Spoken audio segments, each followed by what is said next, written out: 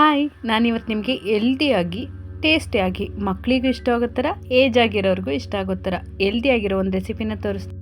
ರಾಗಿ ಇಡ್ಲಿ. ಇದಕ್ಕೆ ಫಸ್ಟ್ ಬಂದು ರಾಗಿನ ನಾನಿಲ್ಲಿ ತೊಗೊಂಡಿದ್ದೀನಿ.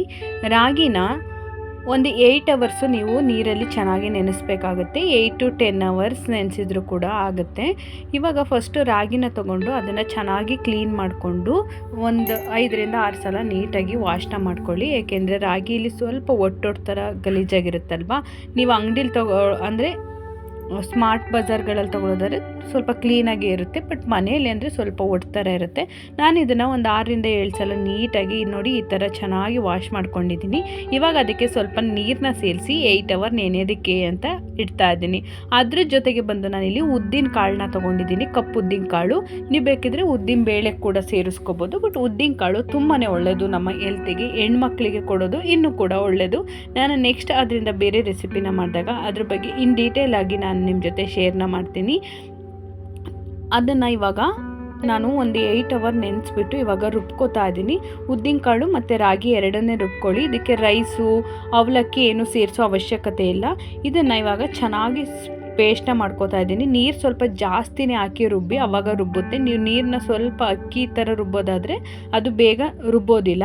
ಸ್ವಲ್ಪ ನೀರು ಜಾಸ್ತಿ ಹಾಕ್ಕೊಂಡು ಚೆನ್ನಾಗಿ ರುಬ್ಕೊಳ್ಳಿ. ಇವಾಗ ಅದನ್ನು ರುಬ್ಬಿದ ಮೇಲೆ ನಾನಿಲ್ಲಿ ಸಜ್ಜೆನ ಪುಡಿ ಮಾಡಿ ರವೆ ಥರ ಮಾಡಿ ಹಾಕ್ಕೋತಾ ಇದ್ದೀನಿ. ನಿಮ್ಮ ಹತ್ರ ಸಜ್ಜೆ ಇಲ್ಲ ಅಂದರೆ ನೀವು ಸಣ್ಣ ರವೆ ಕೂಡ ಸೇರಿಸ್ಕೋಬೋದು.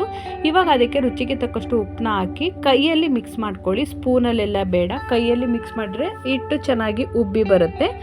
ಹರಳುಪ್ಪಿದ್ರೆ ನೀವು ಹರಳುಪ್ಪನ್ನ ಕೂಡ ಸೇರಿಸಿದ್ರೆ ಟೇಸ್ಟಿನ ಸ್ವಲ್ಪ ಚೆನ್ನಾಗಿ ಬರುತ್ತೆ. ಇವಾಗ ಇದನ್ನು ಓವರ್ ನೈಟ್ ನಾನು ನೆನೆಯೋದಕ್ಕೆ ಇಡ್ತಾ ಇದ್ದೀನಿ. ನೀವು ನೈಟ್ ರುಬ್ಬಿದ್ರೆ ಬೆಳಗ್ಗೆ ಇಡ್ಲಿನ ಮಾಡ್ಕೋಬೋದು. ನೋಡಿ ಇವಾಗ ಬೆಳಗ್ಗೆ ಇದನ್ನು ಇಡ್ಲಿ ಮಾಡ್ಕೋತಾ ಇದ್ದೀನಿ. ಎಷ್ಟು ಚೆನ್ನಾಗಿ ಇದು ಉಬ್ಬಿ ಬಂದಿದೆ ಅಂತ, ತುಂಬಾ ಚೆನ್ನಾಗಿರುತ್ತೆ. ನಿಮಗೆ ಬೇಕಿದ್ರೆ ನೀವು ಸೋಡಾನ ಆ್ಯಡ್ ಮಾಡ್ಬೋದು. ನಾನಿಲ್ಲಿ ಯಾವುದೇ ಸೋಡಾನ ಆ್ಯಡ್ ಮಾಡ್ತಾ ಇಲ್ಲ. ಇವಾಗ ಇದನ್ನು ಮತ್ತೊಂದು ಸಲ ಚೆನ್ನಾಗಿ ಮಿಕ್ಸ್ನ ಮಾಡಿಕೊಂಡು ಇಡ್ಲಿ ಪಾತ್ರೆಗೆ ಈ ಥರ ಎಣ್ಣೆನ ಸ್ಪ್ರೇ ಮಾಡ್ಕೋತಾ ಇದ್ದೀನಿ. ನಿಮ್ಗೇನಾದ್ರು ಈ ಸ್ಪ್ರೇದು ಲಿಂಕ್ ಬೇಕಿದ್ರೆ ನಾನು ಪ್ರಾಡಕ್ಟ್ನ ಟ್ಯಾಗ್ ಮಾಡಿರ್ತೀನಿ, ಒಂದ್ಸಲ ಚೆಕ್ ಮಾಡಿ. ತುಂಬಾ ಯೂಸ್ಫುಲ್, ಕಮ್ಮಿ ಎಣ್ಣೆನ ಯೂಸ್ ಮಾಡ್ಬೋದು ಈ ಸ್ಪ್ರೇ ಬಾಟಲಿಂದ. ಇವಾಗ ಒಂದೊಂದೇ ಅಟ್ಟಿಗೆ ಇಡ್ಲಿ ಹಿಟ್ಟನ್ನು ಹಾಕೋತಾ ಇದ್ದೀನಿ. ತುಂಬ ಚೆಲ್ಲೋ ಥರ, ತುಂಬ ಭರ್ತಿ ಆಗೋ ಥರ ಹಾಕೋಬೇಡಿ, ಸ್ವಲ್ಪ ಖಾಲಿ ಇರೋ ಥರ ಹಾಕೊಳ್ಳಿ. ಏಕೆಂದರೆ ಅದು ಬೆಂದಾಗ ಸ್ವಲ್ಪ ಉಬ್ಬಿ ಬರುತ್ತೆ. ಇವಾಗ ನಾನು ಇದನ್ನು ಇಡ್ಲಿ ಕುಕ್ಕರ್ಗೆ ಇಟ್ಟು 2-3 ಮಿನಿಟ್ಸ್ ಬೇಯಿಸ್ಕೊತಾ ಇದ್ದೀನಿ. ಇಡ್ಲಿ ಕುಕ್ಕರಲ್ಲಿ ಬೇಗ ಬೆಂದ್ಬಿಡುತ್ತೆ. ನೀವು ಇಡ್ಲಿ ಪಾತ್ರೆಯಲ್ಲಿ ಮಾಡೋದಾದರೆ 5 to 10 ಮಿನಿಟ್ಸ್ ಇಟ್ಟರೆ 5 ಮಿನಿಟ್ಸ್ ಇಟ್ಟರೆ 5 ಮಿನಿಟ್ಸಲ್ಲಿ ರೆಡಿ ಆಗುತ್ತೆ. ನೋಡಿ ಇವಾಗ ಇಡ್ಲಿ ಚೆನ್ನಾಗಿ ಬೆಂದಿದೆ. ಇವಾಗ ಇದನ್ನು ಎತ್ಕೋತಾ ಇದ್ದೀನಿ. ಮಕ್ಕಳಿಗೆ ಇಡ್ಲಿ ತುಂಬಾ ಇಷ್ಟ ಆಗುತ್ತೆ. ಹಾಗೆ ನಿಮ್ಮ ಮನೇಲಿ ಯಾರು ಡಯಾಬಿಟಿಸ್ ಇದ್ದರೆ ಅಥವಾ ವೆಯ್ಟ್ ಲಾಸ್ಗೆ ಟ್ರೈ ಮಾಡೋರಿದ್ದರೆ, ಅದು ನಾವು ಹೆಲ್ದಿಯಾಗಿ ತಿನ್ನಬೇಕು ಅನ್ನೋರಿಗೆ ಬೆಸ್ಟ್ ರೆಸಿಪಿ ಅಂತಲೇ ಹೇಳ್ತೀನಿ.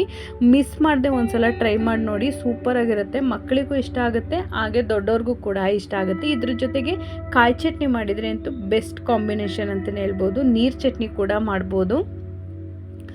ನಿಮಗೆ ಕಾಯಿ ಚಟ್ನಿ ರೆಸಿಪಿ ಬೇಕಿದ್ರೆ ಕಮೆಂಟ್ ಮಾಡಿ, ನಾನು ನಿಮ್ಮ ಜೊತೆ ಶೇರ್ ಮಾಡ್ತೀನಿ. ಹೋಟೆಲಲ್ಲಿ ಮಾಡೋ ಥರ ಕಾಯಿ ಚಟ್ನಿ ರೆಸಿಪಿನ ಮಾಡಿದರೆ ಇದಕ್ಕೆ ಸೂಪರ್ ಆಗಿರುತ್ತೆ. ಹಾಗೆ ಮಕ್ಕಳು ರಾಗಿ ಮುದ್ದೆನ ತಿನ್ನೋದಕ್ಕೆ ಇಷ್ಟಪಡೋಲ್ಲ ಅಲ್ವಾ, ಅವರಿಗೆ ಈ ಇಡ್ಲಿನ ಮಾಡಿಕೊಟ್ರೆ ತುಂಬಾ ಇಷ್ಟಪಟ್ಟು ಕೂಡ ತಿಂತಾರೆ. ಮಕ್ಕಳಿಗೆ ಈ ಥರ ಇಡ್ಲಿ ದೋಸೆ ಇದು ಇಷ್ಟ ಆಗುತ್ತಲ್ವ, ಅದಕ್ಕೆ ರಾಗಿನ ಆ್ಯಡ್ ಮಾಡೋದ್ರಿಂದ ಹೆಲ್ದಿ ಆಗಿ ಕೊಟ್ಟಂಗೂ ಆಗುತ್ತೆ ಮತ್ತು ಅವ್ರಿಗೆ ಇಷ್ಟಪಟ್ಟಿದ್ದು ಕೊಟ್ಟಂಗೂ ಆಗುತ್ತೆ. ಇವಾಗ ಇಡ್ಲಿನೆಲ್ಲ ಎತ್ತಿಟ್ಕೊಡ್ತೀನಿ. ಇವಾಗ ಇಡ್ಲಿಯಲ್ಲಿ ಎತ್ತಿಟ್ಕೊಂಡಿದ್ದೀನಿ. ನೋಡಿ ಎಷ್ಟು ನೀಟಾಗಿ ಬಂದಿದೆ, ಅಂಟಿಲ್ಲ. ನೀವು ಬರೀ ರಾಗಿ ಹಿಟ್ಟನ್ನು ಕಲಸಿ ಮಾಡಿದರೆ ಅದು ಅಂಟು ಥರ ಆಗುತ್ತೆ, ಸಾಫ್ಟಾಗಿ ಬರೋದಿಲ್ಲ. ಇದ್ರ ಜೊತೆಗೆ ನಾನು ಕಾಯಿ ಚಟ್ನಿನೂ ಕೂಡ ಮಾಡ್ಕೊಂಡಿದ್ದೀನಿ. ನೋಡಿ ಎಷ್ಟು ಸಾಫ್ಟಾಗಿ ಬಂದಿದೆ ಅಂತ. ಸೇಮ್ ನೀವು ಇಡ್ಲಿ ಮಾಡ್ತೀರಲ್ವ, ಅಕ್ಕಿ ಇಡ್ಲಿ ಅದೇ ಥರ ಬಂದಿದೆ. ಟೇಸ್ಟು ಕೂಡ ಚೆನ್ನಾಗಿರುತ್ತೆ. ಒಂದು ಸಲ ಟ್ರೈ ಮಾಡಿ ನೋಡಿ. ಹಾಗೆ ನನ್ನ ಚಾನಲ್ನ ಸಬ್ಸ್ಕ್ರೈಬ್ ಮಾಡ್ಕೊಳ್ಳಿ. Thank you.